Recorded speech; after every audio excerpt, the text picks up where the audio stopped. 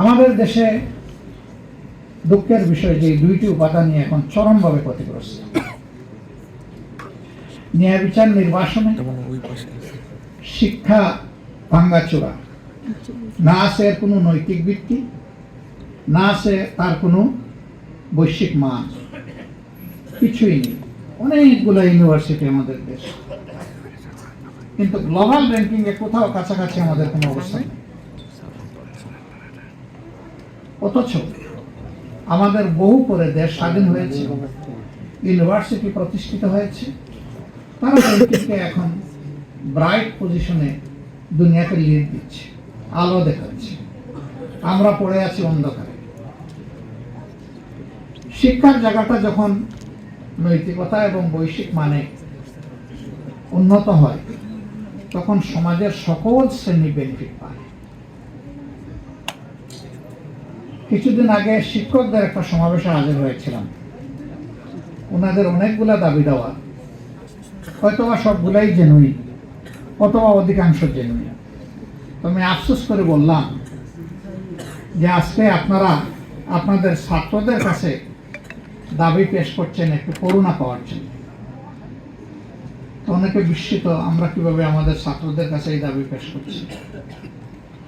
আমি বললাম যে আজকে সরকারে যারা বসে আছেন, আদালতে যারা বসে আছেন, বিভিন্ন জায়গায় সমাজের যারা গুরুত্বপূর্ণ অবস্থানে বসে আছেন, তারা কোনো না কোনো দিন আপনার মতোই কোনো শিক্ষকের ছাত্র ছিলেন।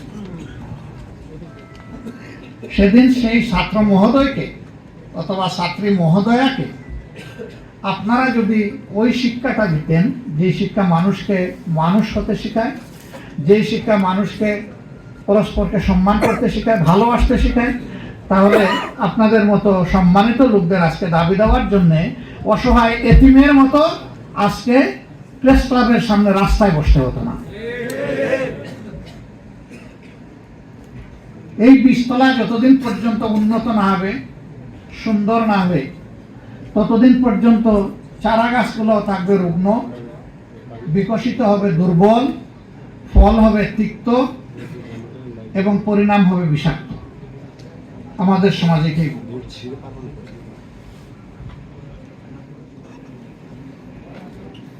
বিচারাঙ্গনে আপনারা যারা আছেন, তাদের প্রতি আমার ছোট্ট একটা অনুরোধ, আপনারা বিচারকের অংশ। আপনারাই তো বলেন বার এবং বেঞ্চ মিলে বিচার। সকল বিচারকের একজন বড় মহাবিচারক আছেন।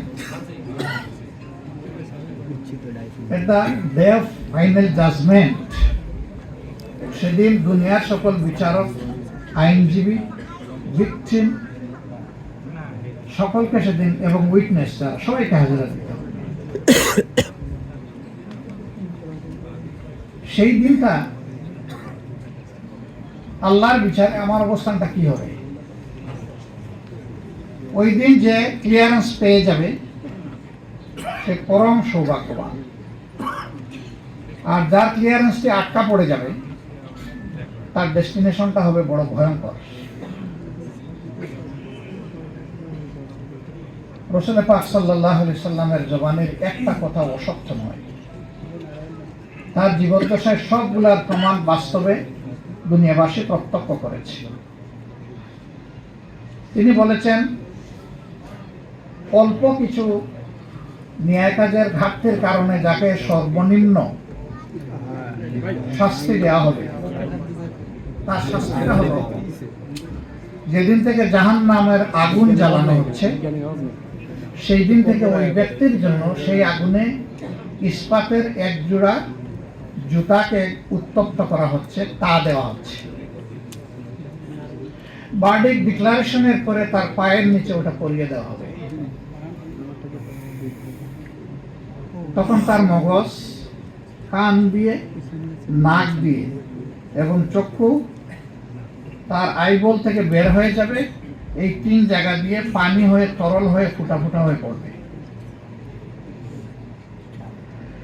একবার ব্রেইনের ম্যাটেরিয়াল শেষ হওয়ার সাথে সাথেই নতুন ব্রেইন আল্লাহ জায়গায় দিবেন এবং সাইক্লিক ওয়ার্ডারে তাকে এই পানিশমেন্ট, এই কনসিকুয়েন্স তাকে এক্সপেরিয়েন্স করতে হবে। সেইখানে আবার কেউ আমরা কারো পক্ষে দাঁড়াতে পারবো না। তবে যদি আল্লাহ তার কোনো বিশেষ ব্লেসড স্লেভকে, বান্দাকে এই ব্যাপারে এলাও করেন, তাইলে তিনি কিছু বলতে পারবেন, কিন্তু তাকেও সঙ্গত কথা বলতে হবে। কাউলান সাদীদা, যা ইচ্ছা তাই বলতে পারবেন, গুড় পেশ করে কথা বলতে পারবেন না। কারণ সেদিন যার সামনে দাঁড়াবেন তিনি হচ্ছেন ওয়াহিদুল কাহার, সমস্ত কর্তৃত্বের শক্তিমত্তায় তিনি এক এবং অদ্বিতীয়। তাকে সেখানে চ্যালেঞ্জ করার কেউ নেই এবং প্রভাবিত করার কেউ নেই। তিনি বায়াস্ত হবেন না, আবার তিনি তার কর্মে কোনো গ্যাপও দিবেন না। এবং এটাও আল্লাহ তাআলা বলেছেন যে কারো প্রতি আমি চুল পরিমাণ কোনো জুলুম করব না, যার যেটা পাওনা তাকে সেটাই দেব। তবে অসৎ কাজের ক্ষেত্রে আমি যদি কারো প্রতি সদয় হয়ে যাই, তাহলে তার পাওনা কমাইয়াও দিতে পারি, মাফ করেও দিতে পারি, শাস্তিটা। কিন্তু সৎ কাজ করার পরে কাউকে ডিপ্রাইভ করা হবে না, বরঞ্চ তাকে ইনসেন্টিভ দেওয়া হবে। পাপী কোনো ইনসেন্টিভ পাবে না, কিন্তু যে তার মরাল ডিউটি ডিসচার্জ করবে, আল্লাহ তাআলাকে ভয় করে স্মরণ করে, তাকে ইনসেন্টিভ দেওয়া হবে। দুনিয়ায় এটা হয়। এই আদালতও অনেক আসামির সাজা কমিয়ে দিতে পারে, আর যিনি রাষ্ট্রপ্রধান তিনি মওকুফও করতে পারেন, টোটালি মওকুফ করতে পারেন। তার সেই এখতিয়ার আছে। সেই এখতিয়ারটা তিনি যখন প্রয়োগ করবেন, তখন তাকে মাথায় রাখতে হবে যে এই সার্টেন পারপিট্রেটর যে ক্রাইম তিনি কমিট করেছেন, তাকে যদি ওয়াইবার দেওয়া হয়, তাহলে এইটার বেনিফিট তিনি এবং সমাজ ইকুয়ালি এনজয় করবে, নাকি এই ছাড় পাওয়া ব্যক্তিটি আরো ভয়ঙ্কর হয়ে উঠবে। কিন্তু দুঃখজনকভাবে সত্য যে আমরা সচরাচর প্র্যাকটিসে এটা দেখি না, আমরা তার ব্যতিক্রম দেখি। এখানে সাধারণত পলিটিক্যালি মোটিভেটেড হয়ে এই বিষয়ে সিদ্ধান্ত দেওয়া হয়। ইয়েস, দুনিয়া আপনি পারবেন, কিন্তু আখেরাতে আপনি নিজেকে জাস্টিফাই করতে পারবেন না, সেই দিন আপনি আটকা পড়ে যাবেন। আমার ভাই নুরুল ইসলাম বুলবুল আমাদের বিজ্ঞ আইনজীবী সমাজের কাছে সমাজের প্রত্যাশার 6টা-7টা বিষয় তুলে ধরেছে।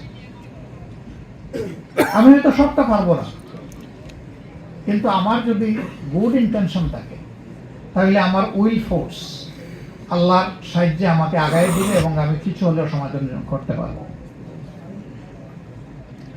আমার রিজেক্টের ব্যাপারে I myself is the best witness. আমার সামনে আমার তরুণ জীবনে অনেক হাতছানি এসেছে, আমি ওদিকে ফিরে তাকাইনি, কিন্তু আমি চাইনি এমন জিনিস আমার কাছে এসে গেছে সবগুলো। এ থেকে আমার নিজের আস্থা নিজের উপর এতটুকু হয়েছে যে আমি চাই অথবা না চাই, আমার ক্রিয়েটর যদি চান, তাহলে যা আমার জন্য লট করবেন সবটাই আমার ভাগে আসবে। এটা ভালো হইতে পারে, খারাপ হইতে পারে। ভালো কর্মের ভালো ফল হবে, খারাপ কর্মের খারাপ ফল হবে। সুতরাং আমরা যখন বারবার জেলে যাই, এটা বড় সৌভাগ্য। আমাকে অনেকে জিজ্ঞেস করে আপনি কি চিকিৎসা কাজ করতে পারেন? আমি ওই পারি, জেলে গেলে পারি, বাইরে থাকলে পারি না, এই সময় পাই না, আর আমার প্রয়োজনও হয় না, কারণ আমার থেকে আরো অনেক স্কিল পার্সোনালিটি সমাজে রয়ে গেছেন সার্ভিস দেওয়ার জন্য। কিন্তু জেলে গেলে সেই আমার মানের লোক নাই সেখানে। মানুষের যে কি পরিমাণ ভোগান্তি হয়, যারা জেল এক্সপিরিয়েন্স করেছেন তারা এটা বলতে পারে। আমি জেলকে আমার জন্য অনেক ব্যাপারে অপরচুনিটি হিসাবে নিয়েছি। শাস্তি হিসাবে নিলে শুধুই কষ্ট পাবো, দরকার নাই। আমি নিয়েছি অপরচুনিটি হিসাবে। সরকার আমার প্রতি খুবই আন্তরিক ছিল, এই জন্য 5 বছর পর পর আমাকে নিয়ে যেত গেস্ট হাউসে। আমার নিলে বলতো যে বহুদিন পরে আপনার আতিথেয়তা আমরা ব্যবস্থা করেছি, তাড়াতাড়ি আপনাকে আমরা ছাড়বো না, থাকেন আমাদের সাথে থাকেন। আমি সেইভাবেই এনজয় করেছি, আলহামদুলিল্লাহ। আমার কষ্ট লেগেছে, ওই জায়গাটায় বহু মানুষের সাথে আমার সাক্ষাৎ হয়েছে।